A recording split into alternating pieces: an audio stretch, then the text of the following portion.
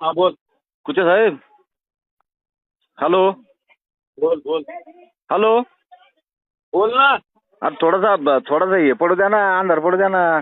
सगळे लोक अरे अंधारात पुढे पैसे वाटत असते, गोर गरीब लोकल नोटा चांगले दिसल्या पाहिजे. अहो कुचे साहेब, एक मिनिट ऐकून घ्या. सगळीकडे चर्चा चालू आहे, म्हणून म्हणलो मी तुम्हाला की थोडासा अंधार पडू द्या. अंधारात न तर खेळणे जमत, अंधारात जरा उजळत होऊन जाऊन दी. अरे उजेडात नका करू. आता तुम्ही आडीतून आडीला पलीतून चालू आहे. नाही आडीलं नाही तुम्हाला कोण. हॅलो, हे तुमचं गैरसमज आहे. तुम्हाला आडीलं नाही कोण. Door to door. आम्हाला आहे ना, तुम्ही 2 दिवस काही म्हणायचं नाही तुम्हाला. तुम्ही काय शाद्या आमच्या बॉडीतला शाद्याला या, तुम्हाला माहित झालं बॉडीतला शाद्याला म्हणून जाऊन द्या. कोण.